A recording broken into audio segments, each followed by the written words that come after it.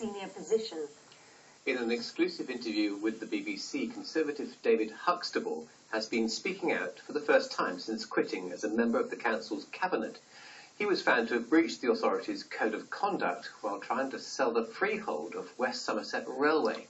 Ruth Bradley reports. The West Somerset Railway is one of our most valuable tourist attractions, but these rails run on public land. The freehold has been owned by Somerset County Council since the 1970s, and it's the attempt to sell this freehold which led to the councillor in charge of finances and property coming under formal investigation. Last summer, emails between Councillor David Huxtable and a representative of West Somerset Railway Association, Roger Bush, were released through the Freedom of Information Act.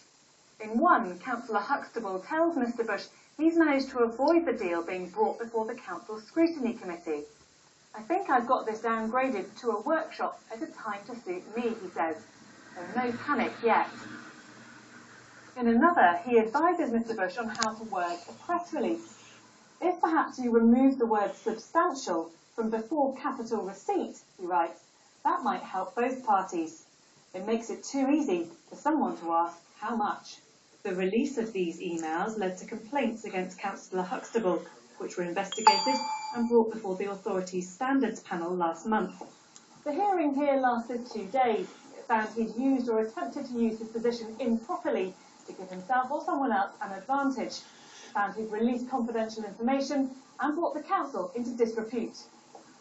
The standards panel said Councillor Huxtable should be suspended from the cabinet, but before that could happen, he resigned from the cabinet permanently, but remains a Conservative county councillor. Do you regret the way you handled this? No, I accept now that emails are the written word. Whereas I think in the past I've used them rather like telephone calls, and in fact I've probably sent emails while I've been on the phone as well. But you shouldn't have been using that kind of language on the phone either. Well, I don't think, I accept that what I said in the emails are subject to misinterpretation. And I think that at the end of the day is one of the reasons that I resigned, because the public perception is that I was favouring one side or the other. I know I wasn't.